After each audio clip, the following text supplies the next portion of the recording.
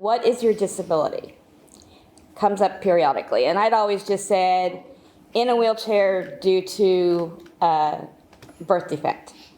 Didn't go into detail because I knew that I was the only one in the group that had it. Well, what I've come to realize is if I'm silent like that, nobody's ever going to learn our history.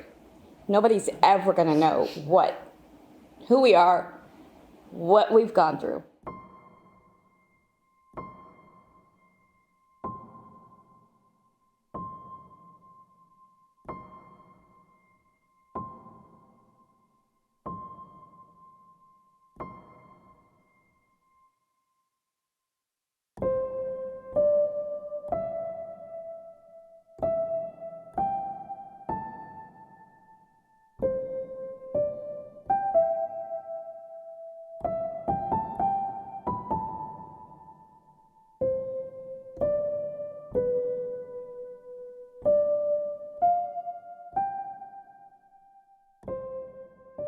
But this last time I did it, it initiated a conversation. Somebody said, I remember that. I remember reading about it, but there aren't any survivors in the United States because it was never here. Oh, don't tell me it was never here because I'm proof that it's here. The story has always been that it hasn't been in the United States or it wasn't released here as a prescription. All the articles and the books that I've seen or read stated that the U.S. Escaped the thalidomide tragedy. The story that's been told, even by physicians that I see, is that thalidomide was never used in the United States. The FDA never approved it. That's the kind of thing. There's just one example after another where it feels like people are trying to shut you up from saying that you got thalidomide in the United States. I just don't understand it. I always believed that none of it came to America from my research and things like that. So I thought I was wrong. And I actually went to Cleveland Clinic and I mentioned it and he says, oh no, that didn't happen in the United States. And he's a well-known orthopedic surgeon. The attorney told me that thalidomide was never approved for use in the United States.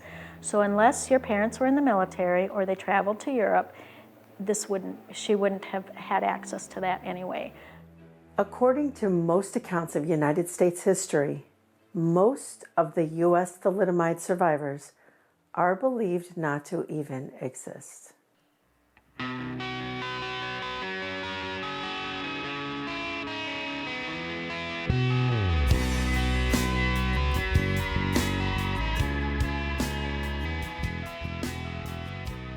Thalidomide is really the Titanic of pharmaceuticals. It was supposed to be the best sedative hypnotic on the market. People, certainly on the marketing side, had great hopes for it. It originated in Germany by a company called Chemie Grunenthal in 1954. There are patents registered between 1954 and 1955. And its key selling point was that it was non-toxic. The drug supposedly has no LD50, which is the experimental amount that one would normally designate that could kill an animal. It was designed to be a non-addictive, non-barbiturate sedative. And in the 50s, most sedatives were barbiturate-based, which meant if you overdosed on them, you died. And thalidomide was supposed to be made to be a sedative that you could overdose on it and you wouldn't die. And that's true. You can take as much as you want and you won't die. And it was found to be very useful for morning sickness, as we know. And in the UK, it was released in 1957 or 1958, depending on what book you read. And by 1961, at its peak, it was sold in 46 countries under dozens of different names. If you really think about it, anxiety is still a problem we're trying to solve, to be able to treat it safely without addiction or other types of side effects. So this was, and it was the same back then, and so this was a huge thing. We can treat anxiety or tension or whatever, and insomnia primarily. We're still trying to address that too. with a drug that you cannot overdose on. It won't kill you, okay? So we're selling this as much as aspirin. If we tell people that it's deforming babies and we have to pull it off the market, that's a huge revenue stream that we're gonna lose. So we need to keep this going as long as we can. And they did, until they were literally forced to take it off the market by overwhelming evidence. Chemie Grunenthal, the original German company, told its licensees around the world and its affiliates that they had recorded instances of people who had tried to overdose on thalidomide and were fine. So that was really the key sales point, was that this is safer than any other sedative you've ever seen. And of course, because of the scandal and the catastrophe caused by the drug, that's where the sort of Titanic comparison comes in, because it was supposed to be so wonderful and non-toxic. And of course, it really effectively created the largest pharmacological holocaust of its day in terms of the damage that was ravaged upon the unborn who were affected by it.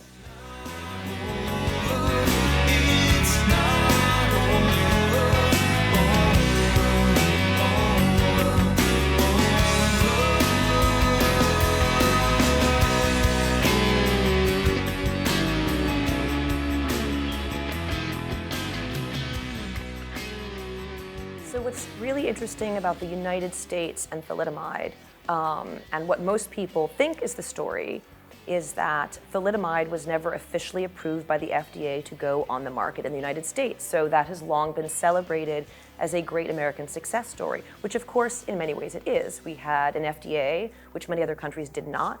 And at the FDA we had a particular reviewer, Dr. Frances Kelsey, who for her time was extraordinary in being a woman who had both an MD and a PhD. In her capacity as a medical reviewer, she was actually only supposed to be using the MD side of her expertise. She happened to have a PhD in pharmacology. She got one of the first in the country at the University of Chicago.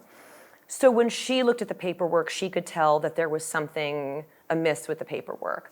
At the same time, the drug had already been licensed around the world in about 46 countries at that time. Some of them who had review boards, some of them who didn't. What becomes particularly different in the American story, as formally absorbed, was that the FDA stopped it from going on the market, and therefore the United States was spared a catastrophe similar to what happened in other countries.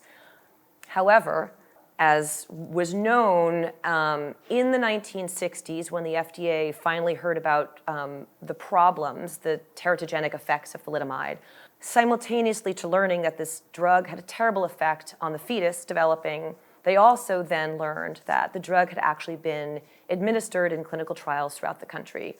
So effectively, the difference in the United States is not that the drug wasn't distributed, but that the track records of who it was distributed to and how were very different from other countries where it was either prescribed by a doctor or where people were purchasing it even over the counter from a pharmacy, where they would still have a container that said the name of the drug, and they had a tablet that said the name of the drug. In the United States, the pills that were distributed were unmarked. They were various colors and mostly distributed very casually in envelopes with some kind of written instructions. So the primary difference in what you see is not about the number of pills that went out, but the ability for women in the United States to know or fully understand what drug they were given. One part of me just wants to tell you everything. One part just needs the quiet. And if I'm lonely here, I'm lonely here. And on the telephone, you offer reassurance. My name is Jojo Calora.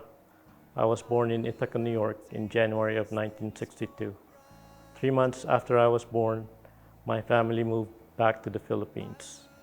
After college in the Philippines, I moved back to the United States in 1985. My mother told me that she was given a medication for motion sickness. She remembered it being in a small bag with no label. We are planning to go to New York. New York City? Yeah, New York City to do some sightseeing and see the place. And then I asked my doctor to give me something that would feel good while I am on travel. So he gave me, but I could not remember what is the name. And then I just take it for 1 or 2 days, and then when we went back to Ithaca, I stopped taking it. She wouldn't talk about it. I finally got my dad to admit that she did have morning sickness, and she was an anxious person. Anxiety bothered her a lot. She wouldn't leave the house by herself and things like that. So I know that she was a very nervous person and had morning sickness. My dad finally said that yes, he remembers her taking a pill and then the doctor calling her and saying, stop taking that pill, we're gonna get you something else. And they never questioned. Well, my mother told me that she had been throwing up real severe one day and went to her doctor, and they gave her a pill, just handed her a pill and said, this should help your nausea. And then they did a pregnancy test on her and found out she was pregnant. When the doctor gave her the pills, she questioned him and said, are you sure I can take these if I'm pregnant? And he told her not to worry about it, that there would be no harm done. And he assured her that it was safe, so she took them, but immediately she felt that was the culprit. So questioned the doctors, and they said, no, you have another baby right away. The next baby will be okay, and he was. Standing in the wind, rolling The story that 17 babies were born in the United States affected by thalidomide is completely inaccurate. The FDA operated under a very strict set of instructions or protocol as to how they could pursue that question. In hindsight, it was not thorough. I do think there are more people with thalidomide damage than are officially recognized. And I think that comes down to the drug was given out freely with no records kept. We know as a matter of fact with our organization and the people that we are getting in on a weekly basis, sometimes monthly basis, that there are far more of us out there than the original 17. I am actually one of the original 17 that they say existed in the United States. And we know that because my parents, on my behalf when I was an infant, filed a lawsuit against Dr. Nolson, who was my mother's OB, and the drug company.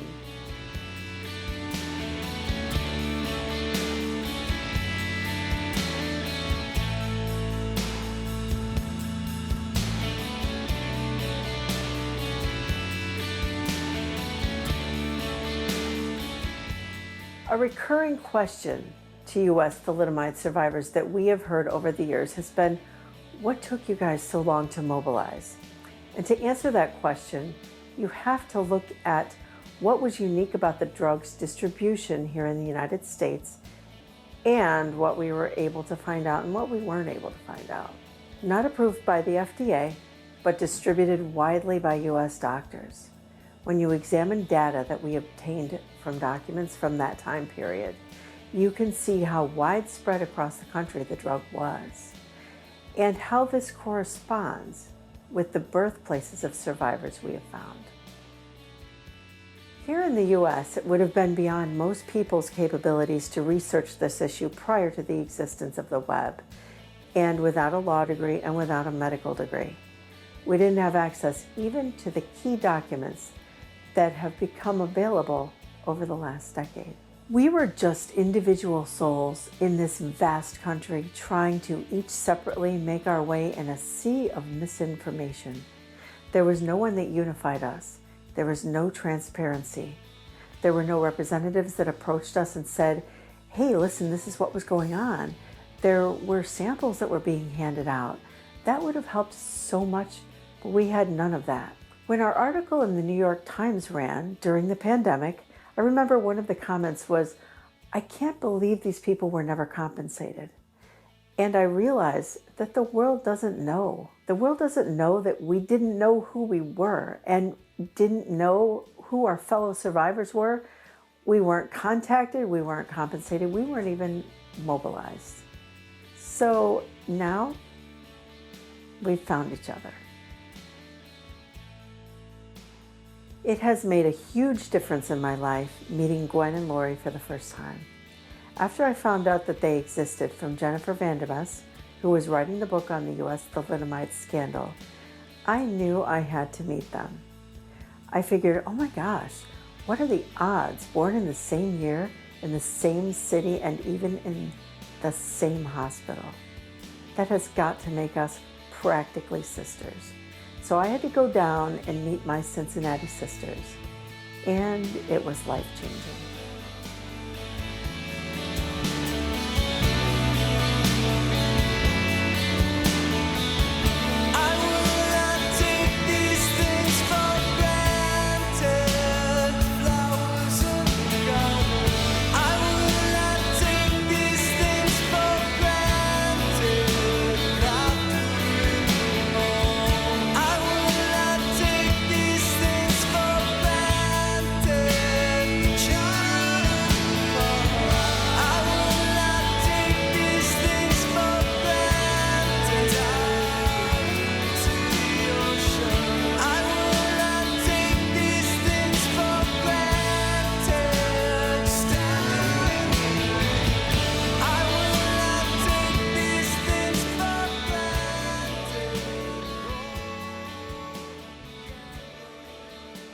So we did our research ahead of time, and the three of us traveled together to the corner of Central Avenue and Chestnut in Cincinnati, Ohio.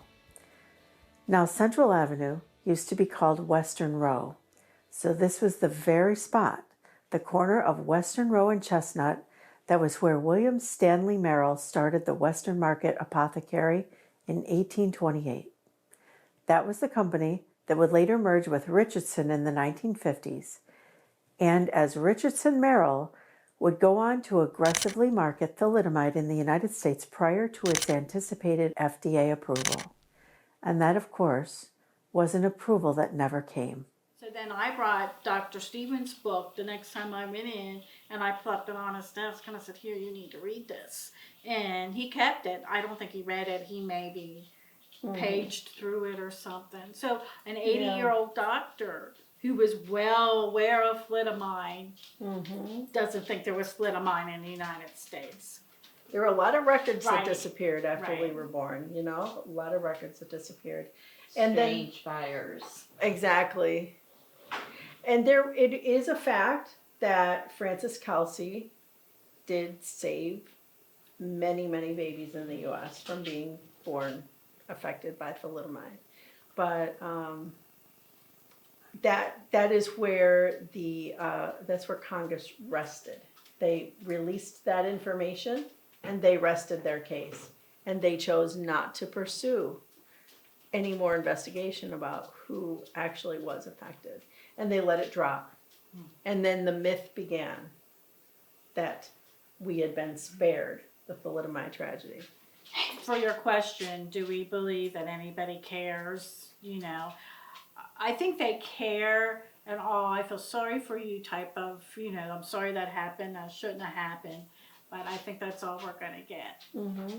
But at the same time, anything we do may bring more people out who are thalidomide survivors, because we found that with the New York Times, we got a good number of new members who thought they were the only ones. Yeah. Until they saw the article. Yep. And realized they weren't the only ones in the United States.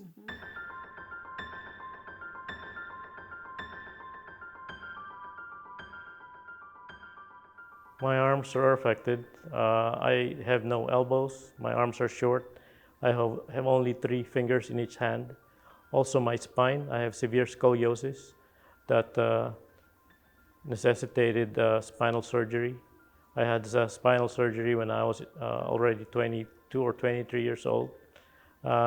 And through the years of compensating for, I guess, short arms and bad back, now I suffer chronic pain. So I was born with crooked fingers on my right hand that were crossed. The ring finger was really a thumb.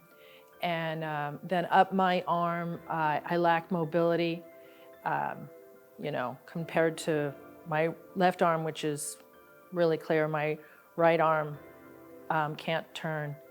And internally, I began premature menopause at 27. That was due to multiple endocrine failure. Both arms were affected.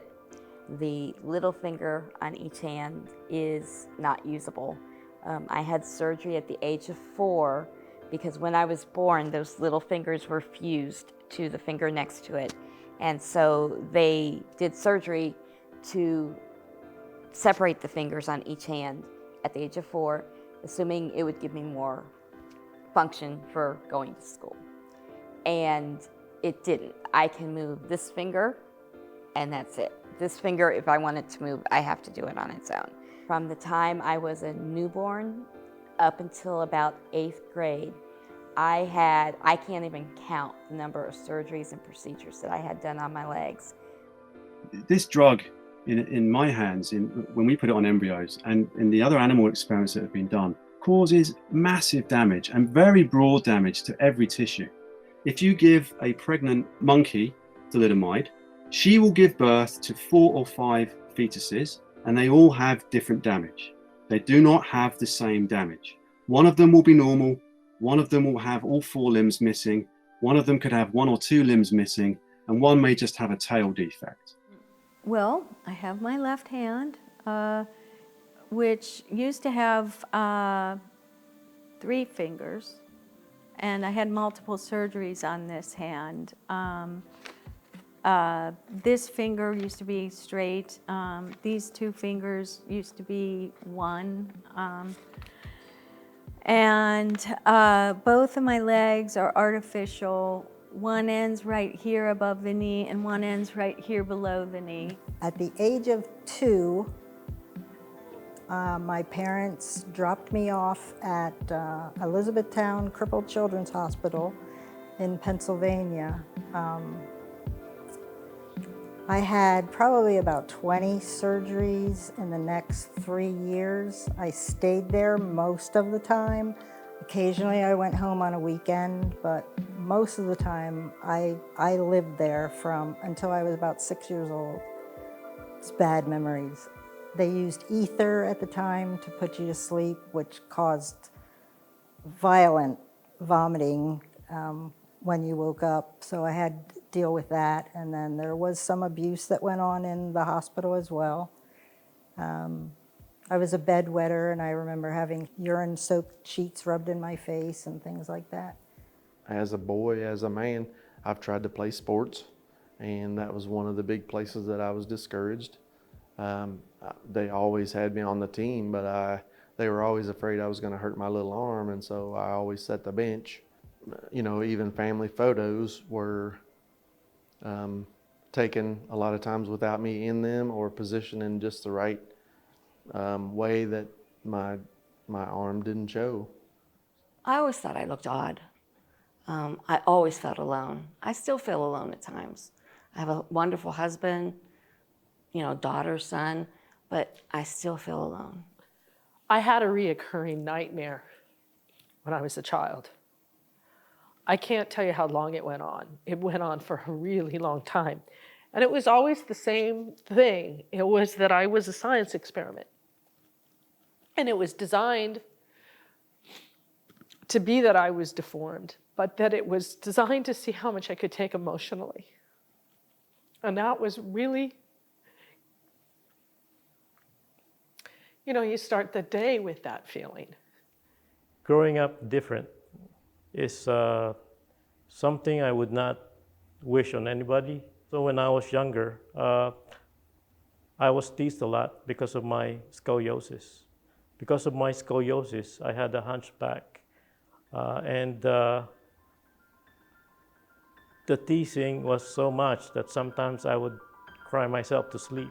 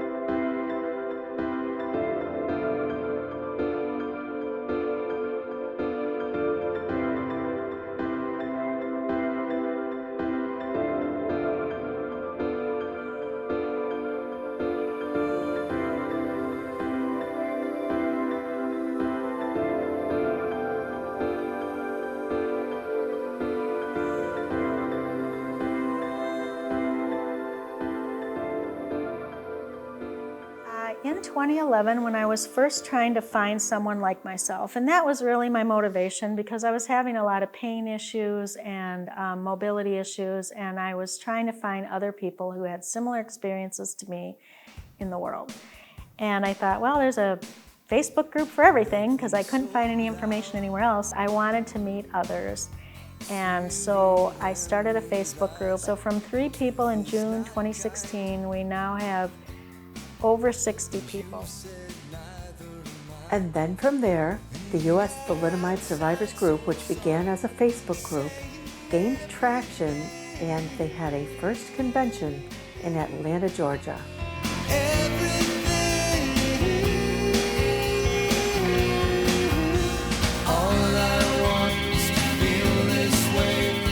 And a second convention in San Diego, California, which was the first one I attended.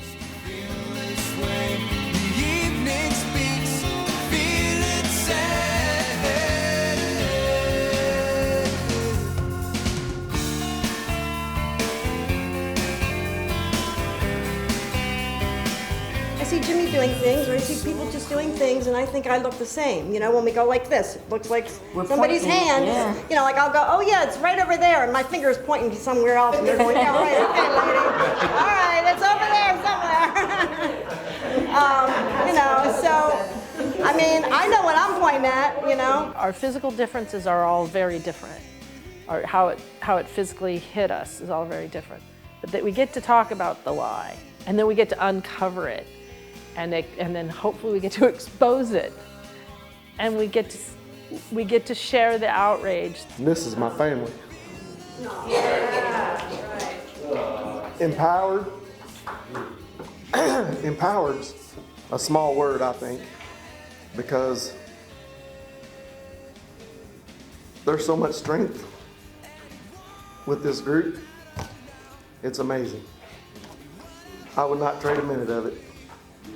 I'll not miss a minute of it. As long as I'm breathing. Y'all are all my family. That's really all I have to say. Thank you. Check.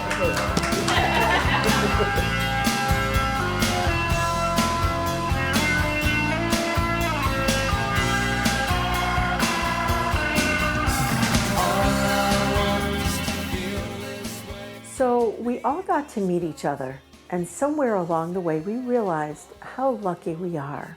We are all still alive. There are American thalidomide survivors who have already gone on before us, who we did not get a chance to meet, and now we never will. And I think of people like Christine Green, whose husband attended our conference. She's someone I would have liked to have met. She was born on a US military base in Spain, actually in the area of Madrid. Her parents were from New York City. Christine and I actually met 1995 at a thalidomide convention in Sweden. In 1998, we got married, and we were married for almost a few months shy of 19 years before she passed. So it was a focomelia of the arms, but she also had only one good working lung with one partial one, so her normal oxygen level would be in the 70s, and it could drop as low as into the 50s. She also had a hole in the heart, and it was due to her thalidomide internal damages that was the complicating factor of, in the end, that took her down. So. I want the truth. I want black and white, just truth. I also want help with my medical bills, dental bills. All of our teeth I use my teeth for everything. Well, at a very minimum, a very public acknowledgement about what happened. Better still, I would like to see an apology for just leaving us to fend for ourselves and figure it out. So many of our thalidomide family is living with great difficulty currently. Individuals are living at the poverty level, individuals with pain issues, those who need medical care not covered by health insurance, and across the board, most of those we have found are overwhelmed by a lifetime of medical and disability-related debt. We have individuals who are homebound because they are unable to afford to repair their accessible vehicles. We have had an instance in the past year where Jeff, an Australian survivor, donated an accessible van to an American survivor who had been homebound for the last 5 years without her vehicle. To the best of our ability, we have stepped up to try to take care of our own.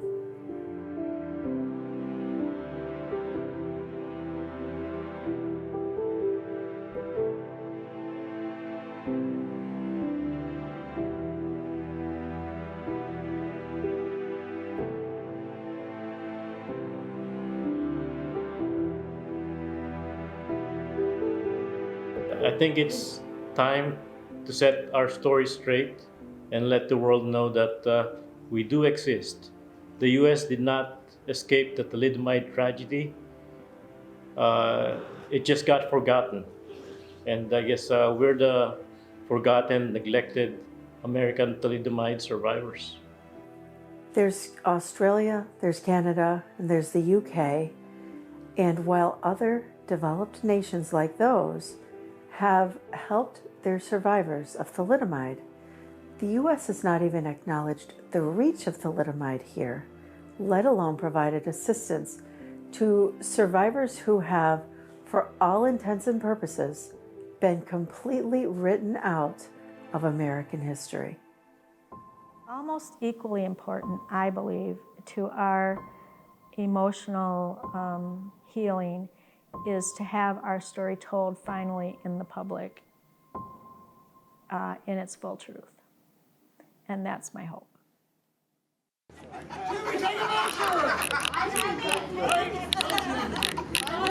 All right, ready? Everybody ready? All right. 1, 2, 3.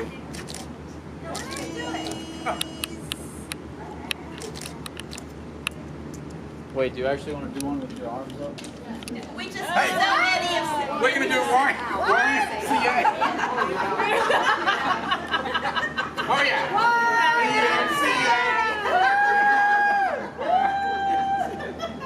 Okay, this is weird.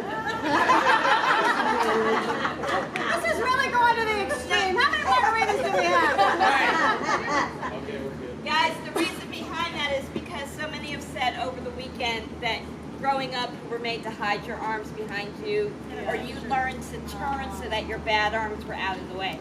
And we're past that now. Oh yeah. Yeah. Right. Oh yeah. You're right. We are. Pride. Oh yeah, I can really hide it that. Loud and we're proud.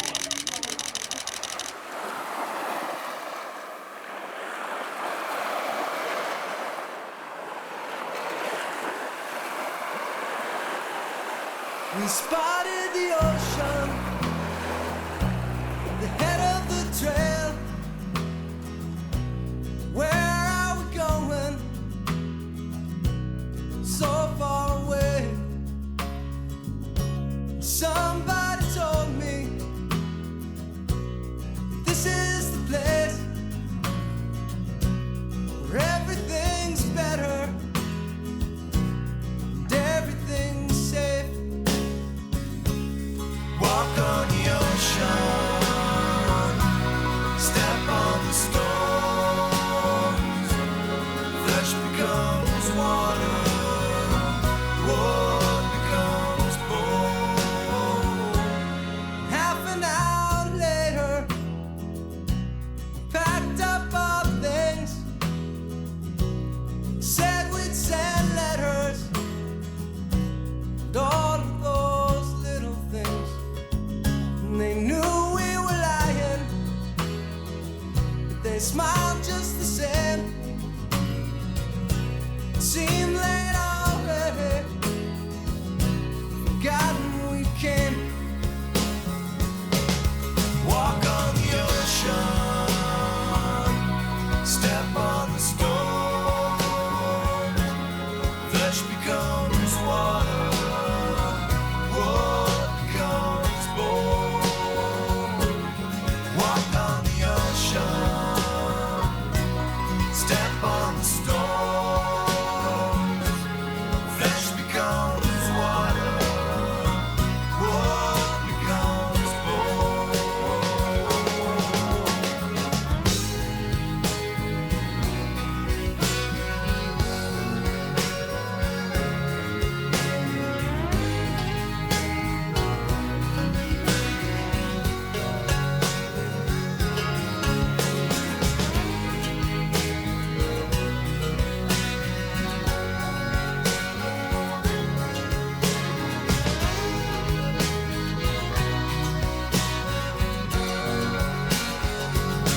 Now back at the homestead, where the air makes you choke, and people don't know you.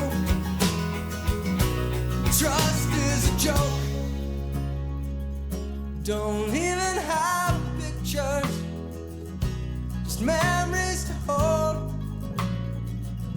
Grow sweeter each season as we slowly grow.